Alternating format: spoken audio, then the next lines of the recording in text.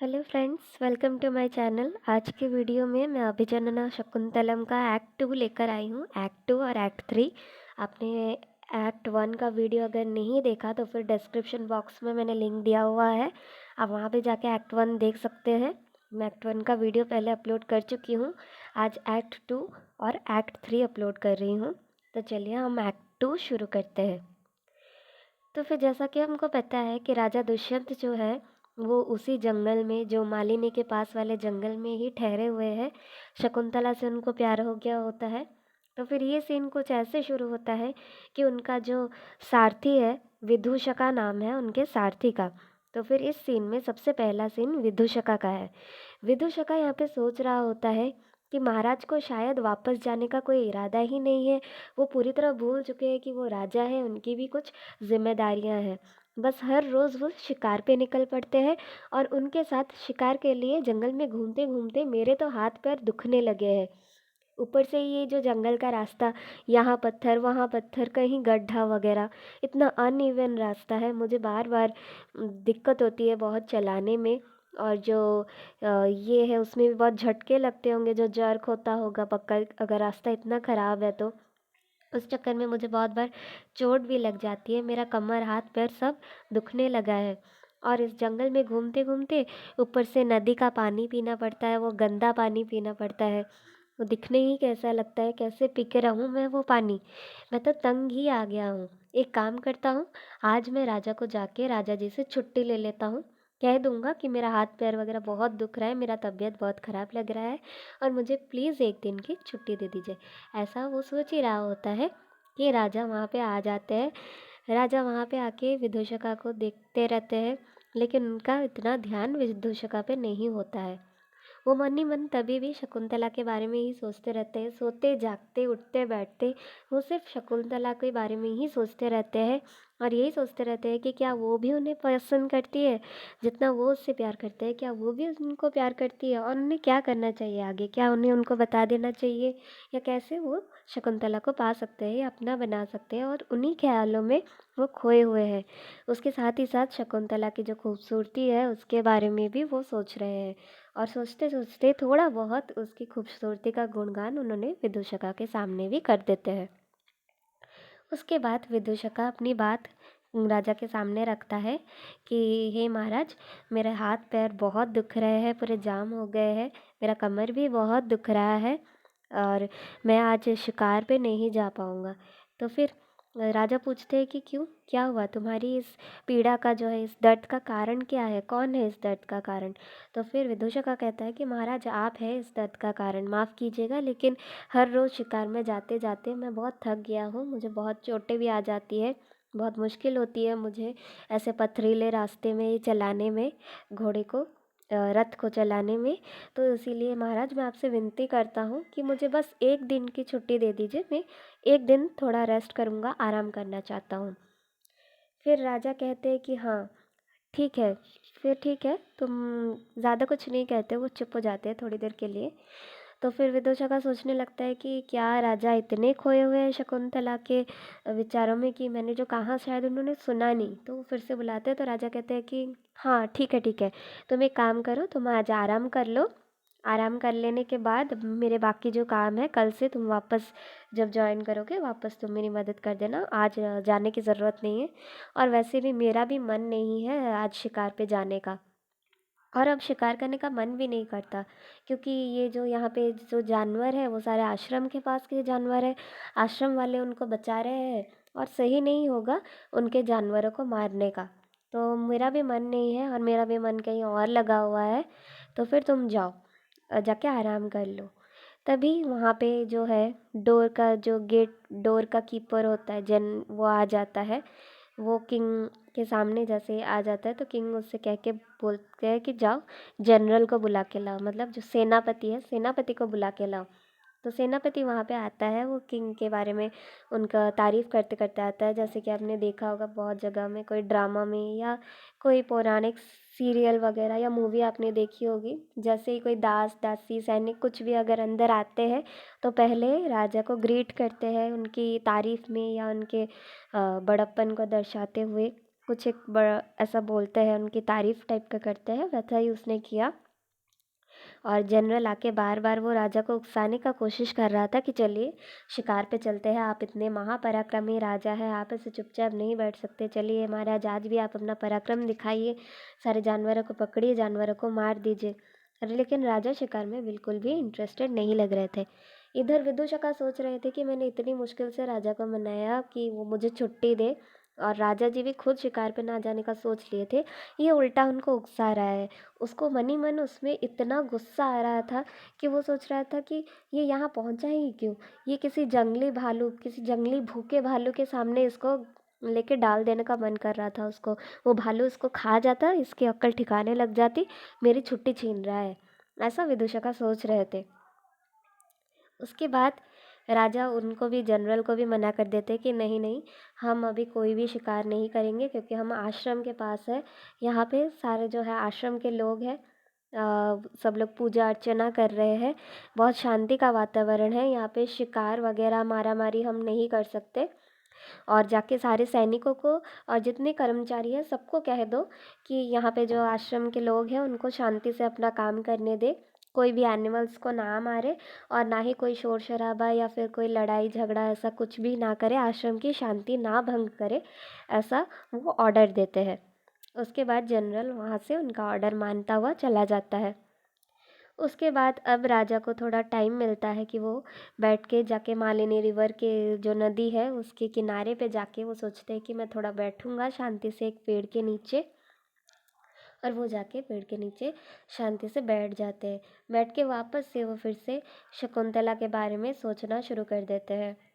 तो विदूषका उनसे कहते हैं कि महाराज, आपका जो ध्यान भटका हुआ है इसकी वजह शकुंतला है ना? तो राजा कहते हैं हाँ, शकुंतला ही है, और इस जो आश्रम की है ना, वो इस आश्रम का गहना है, इस आश्रम की संपत्ति है वो। उसको नहीं देखा तो क्या देखा, उसके बिना तो ये आश्रम कुछ भी नहीं है। पर आज सुबह से पता नहीं क्यों मैं उसको देख ही नहीं पा रहा हूँ, शायद आज नदी के किनारे आए और दिख जाए।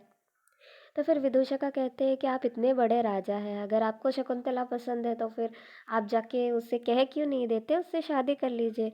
आपको जल्दी जाके उसको बता देना चाहिए, आपसे पहले अगर कहीं कोई और आ गया और वो किसी और के हाथ में चली गई तो राजा कहते हैं कि नहीं नहीं, ऐसा नहीं होना चाहिए, पर मैं नहीं जानता ना उसके मन में क्या चल रहा है, अगर उसको मुझसे प्यार नहीं हुआ, उसने मुझे रिजेक्ट कर लिया या कुछ भी, तो नहीं नहीं, अभी कहना सही नहीं होगा, और थोड़ी देर रुक जाओ, मुझे पहले पता करने दो कि उसके मन में क्या चल रहा है।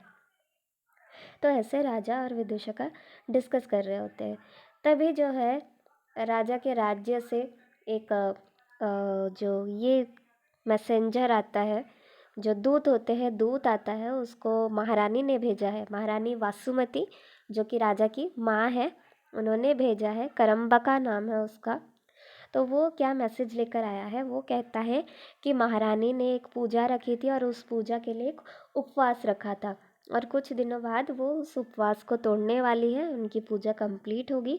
तो महारानी की ऐसी इच्छा है कि जब वो उपवास तोड़े तो आप वहाँ पे मौजूद हो।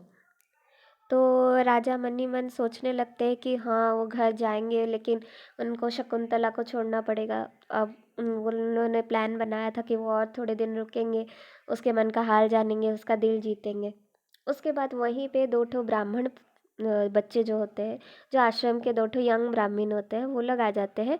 वो आके महाराज को कहते हैं कि महाराज, महाराज की जय, आप बहुत तक शक्तिशाली है, बहुत पराक्रमी है, लेकिन महाराज हमारे आश्रम के पास आसपास जो है बहुत सारे राक्षस आ गए हैं, और वो हमारी पूजा अर्चना में बार बार ट्रबल कर रहे हैं, हम पूजा ठीक से नहीं कर पा रहे हैं। हम आपसे विनती करते हैं कि हमारी मदद कीजिए, हमारी इन पूजा को बचाइए, हमारे पूजा स्थल को बचाइए, क्योंकि ये जो डेमन्स है, जो राक्षस है, ये लोग हमें पूजा करने नहीं दे रहे हैं। तो महाराज अब धर्म संकट में फंस जाते हैं। दुष्यंत ये समझ नहीं पाते कि वो क्या करें। एक तरफ उनका धर्म है, उनका धर्म है अपनी प्रजा को बचाना, उन ब्राह्मणों को बचाना, इस तरफ महारानी उनकी माँ का आज्ञा है जिसको वो टाल नहीं सकते। तो फिर उसके बाद वो डिसाइड करते हैं कि वो वहीं रह के आश्रम की रक्षा करेंगे, और वो विदूषका को कहते हैं कि तुम राज्य में जाओ और राज्य के में जाके उनको बता दो कि मैं क्यों नहीं आ पा रहा हूँ, मैं यहाँ पे अटक गया हूँ, मुझे यहाँ पे अपना धर्म पूरा करना है, तुम ऐसा बता देना। और माँ के पूजा में जो पूजा जब तोड़ेंगी तब उनके साथ ही रहना। लेकिन उनका एक और जो है राजा का एक और असिस्टेंट होता है माधव्य, वो कहता है महाराज आप इसको भेज तो रहे हो, लेकिन कहीं ये जाके वहाँ पे महल पे किसी को शकुंतला के बारे में बता ना दे। आपकी जो दूसरी रानियाँ हैं, हाँ, यहाँ पे हमको पता चलता है कि राजा ऑलरेडी मैरिड है, उनके हरम में और भी बहुत सारी रानियाँ हैं ऑलरेडी।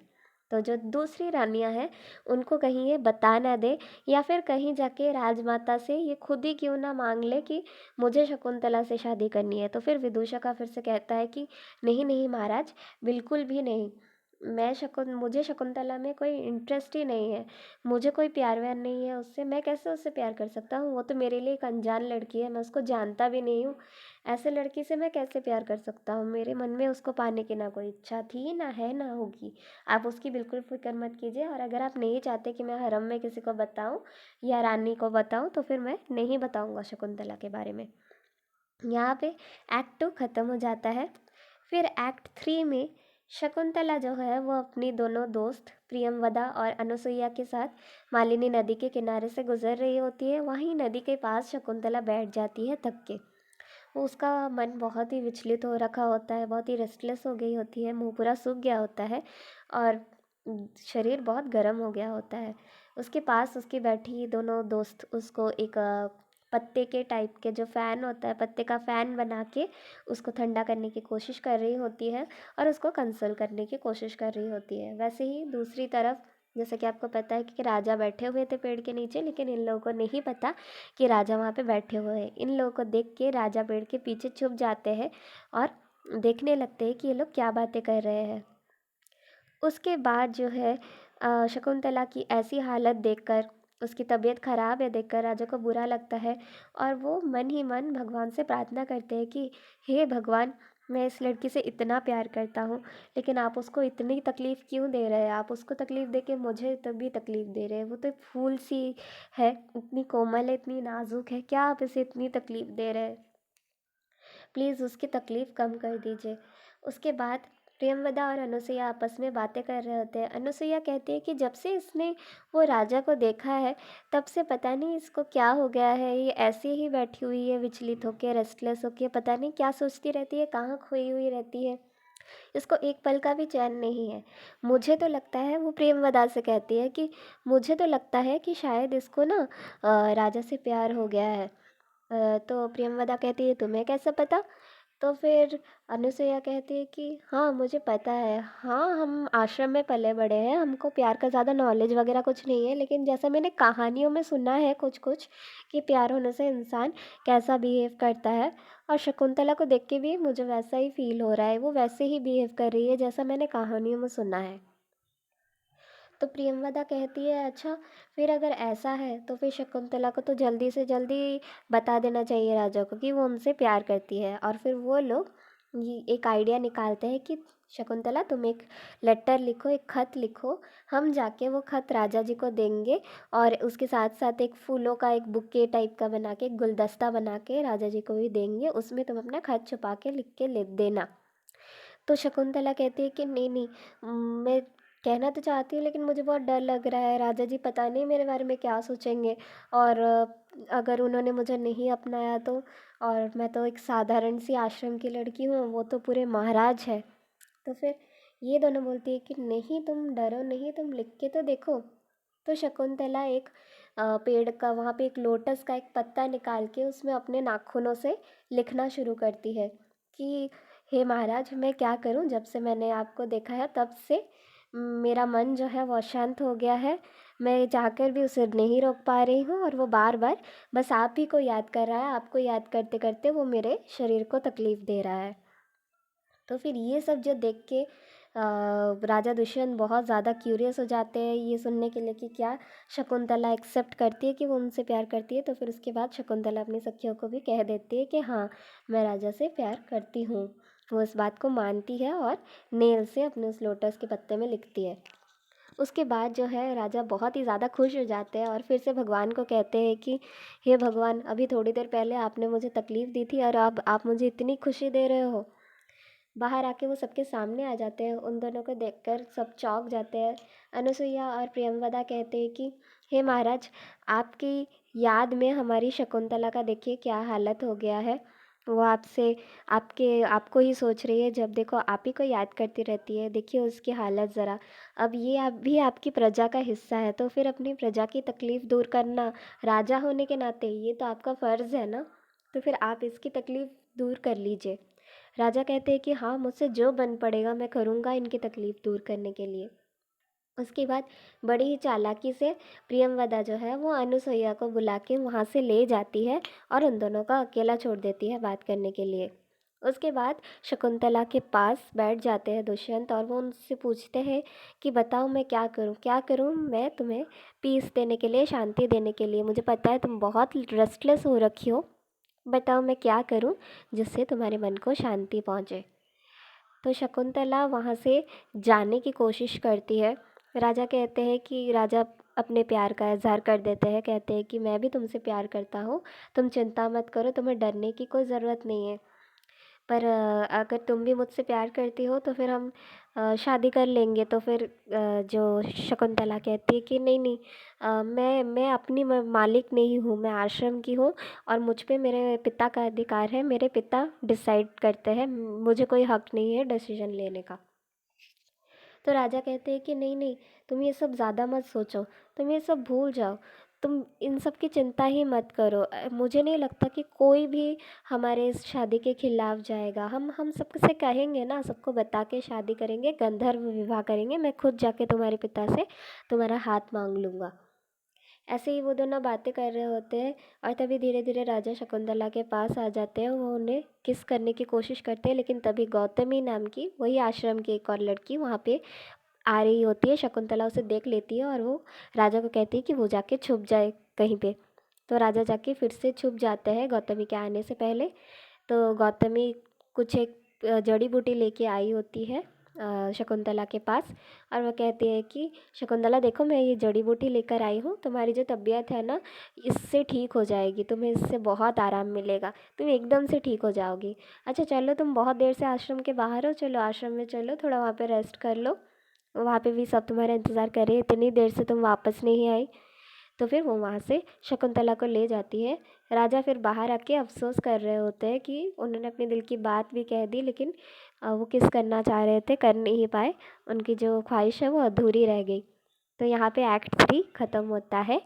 अगली वीडियो में हम एक्ट 4 और एक्ट 5 डिस्कस करेंगे। तब तक के लिए आप मुझे बताइए कि वीडियो पसंद आई कि नहीं, कहानी पसंद आई कि नहीं, कमेंट सेक्शन में मुझे लिख के बताइएगा। वीडियो पसंद आई हो तो फिर लाइक और शेयर ज़रूर करिएगा और जो लोगों ने सब्सक्राइब नहीं किया है चैनल को, वो लोग please please please please subscribe कर दीजिएगा प्लीज़। तब तक के लिए गुड बाय, थैंक यू।